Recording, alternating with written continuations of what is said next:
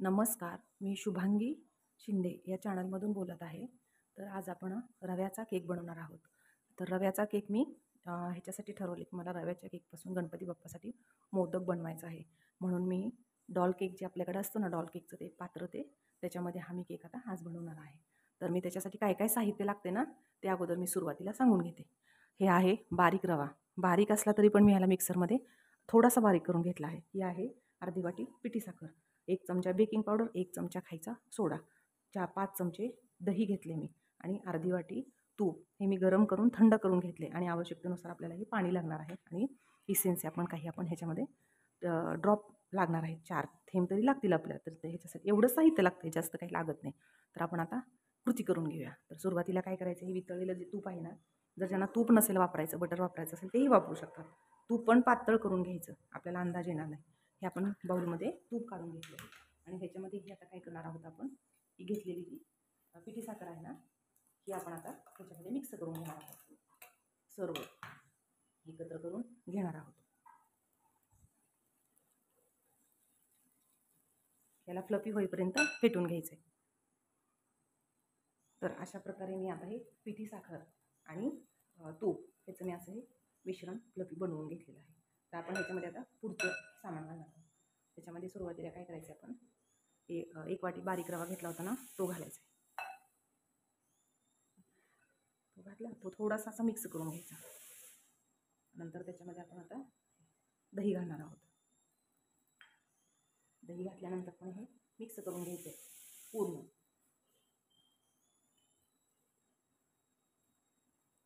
हे मिक्स झालं की ह्याच्यामध्ये आपण आता इसेन्स घालणार आहोत.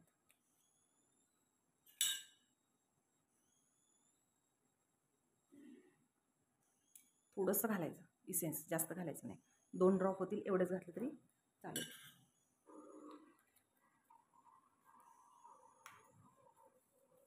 मिक्स करून घ्यायचं आणि आवश्यकतेनुसार आता ह्याच्यामध्ये मी पाणी घालून घेणार आहे. कुणाला दूध वापरायचं असेल दूध वापरू शकता, पाणी वापरायचं असेल तरी पाणी वापरू शकता.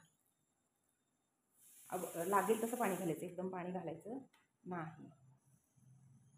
आता हे मी सर्व मिश्रण जरा सुरुवातीला लूज मळायचं, रवा आहे त्याच्यामुळे लूज मळायचं आणि हे मिश्रण आपल्याला 10 मिनिटासाठी झाकून ठेवायचे, रवा आपला मुरण्यासाठी.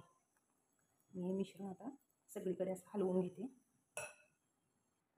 तर अशा प्रकारे हे आपलं आता बॅटर बनवून झालेलं आहे. असं रिबिन कन्सिस्टन्सीमध्ये हे ठेवायचे, असं पातळच करायचं आहे आपल्याला सुरुवातीला. आणि आता हे काय करायचं आहे, 10 मिनिटासाठी हे झाकून ठेवायचे मुरण्यासाठी.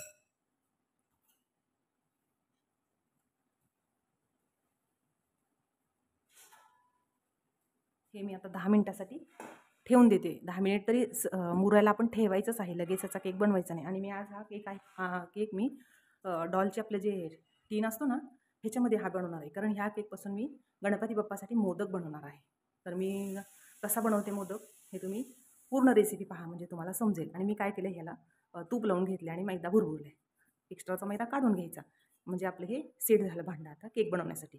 तर मी ओव्हन प्रीहीट करायला ठेवते तोपर्यंत 10 मिनिट होईपर्यंत. नंतर आपण बॅटरमध्ये आवश्यकतेनुसार लागल तर घालायचं पाणी वगैरे, जर घट्ट झालं तर, नाही तर घालायचं नाही. तर आपलं हे मिश्रण आता 10 मिनिट भिजलेलं आहे. मुरण्यासाठी आपण जे ठेवलं होतं ना, ते हो का, ते असं झालेलं आहे, अशा कन्सिस्टन्सीमध्ये झालेलं आहे. बघा किती खूप सुंदर, असं किती सुंदर झाले. त्याला काही पाणी वगैरे घालायची गरज लागत नाही. तर आता मी मगाशी साहित्यामध्ये सांगायचं विसरले, हे काजू आणि बदामाचे मी काप घेतलेत, थोडेसे ह्याच्यामध्ये टाकून घेते सुरुवातीला आणि हे सजावटीसाठी थोडेसे ठेवते.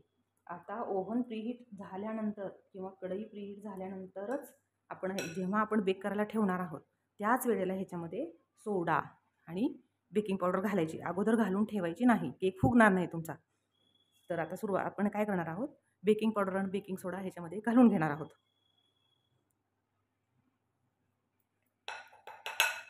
आणि हे मिश्रण एकत्र करून घ्यायचे सगळं, असं पटपट पटपट ही क्रिया पटपट करायची, जास्त वेळ घालवायचा नाही हेच. कारण सोडा आणि बेकिंग पावडर आपण टाकली आणि ह्याच्यामध्ये दही असल्यामुळे हे जास्त पीठ फसफसतं. हे पटकन करायचं आणि पटकन लगेच गरम कढईत किंवा ओव्हनमध्ये असं पटकन लावून घ्यायचं. बघा हे पीठ असं फुगतं छान, असे ह्याला बबल्स येतात. अशा प्रकारे पटपट हलवून घ्यायचं असं. जेव्हा आपण प्रीहीट करायला ठेवतो तेव्हाच ह्याच्यामध्ये हे घालून घ्यायचं. आता मी हे भांड्यात काढून घेते. जे आपण आता केकचं ते तयार केलं होतं ना मोल्ड, मी त्याच्यामध्ये हे आता सर्व मिश्रण घालून घेते.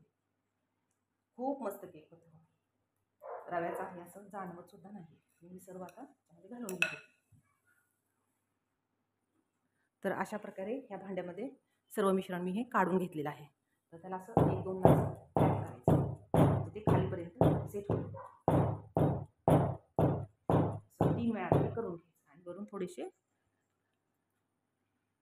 काजू आणि बदामाचे असे काप लावायचे. माझ्याकडे चेरी नाही आहे, तुमच्याकडे चेरी असेल तर तुम्ही चेरी घाला. बदाम काजू नाही घातले तरी चालतील. हे असं पूर्ण असं हे करून घ्यायचं. असं छान टॅप करायचं 2-3 वेळा, म्हणजे हे सेट होतं भांड्यावर. अशा प्रकारे आपला आता झालेला आहे.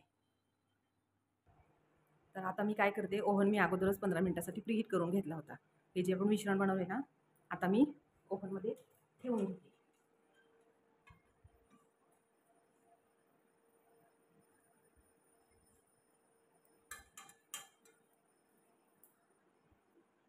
आता हे मी भांडं ओव्हनमध्ये ठेवून घेत आहे. बंद मोडवर स्टार्ट करते. 180 सेल्सिअस डिग्रीवर 35 मिनिटासाठी हा मी केक बेक करणार आहे. तर आपण आता बेक झाल्यानंतर पाहूया. तर हा बघा केक बेक झाला आहे. किती सुंदर दिसतोय बघा, किती छान त्याला कलर आलेला आहे. एकदम छान मस्त स्पॉन्ज झालेला आहे.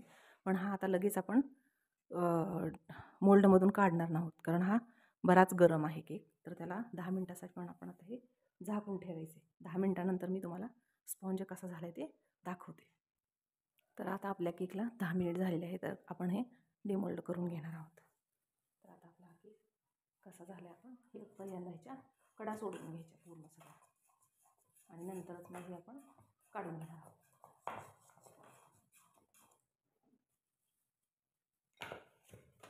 बघा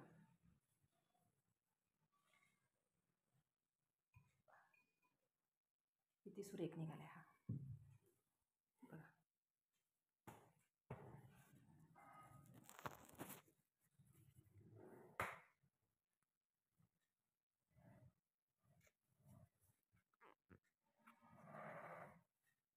किती सुरेख केक निघाला बघा. एकदम असं स्पॉन्ज आला आहे त्याला. हा मी कट करत नाही, कारण मला हा मोदकच्या आकारामध्ये करायचं आहे, म्हणून मी सध्या तुम्हाला कट करत नाही. पण ह्याची समजत असेल तुम्हाला किती असं स्पॉन्ज आला ह्याचा. एकदम असं छान झालं आहे, मऊ लुसलुशीत झालं हा. तर आजची रेसिपी तुम्हाला कशी वाटली, आवडली का? तर हा रवा केक तुम्ही अवश्य बनवून पहा. एकदम छान बेकरीमध्ये जसा मिळतो ना, सेम तसाच केक होतो. तर आजची तुम्हाला रेसिपी आवडली का? माझ्या चॅनलला लाईक, शेअर आणि सबस्क्राईब करा. धन्यवाद.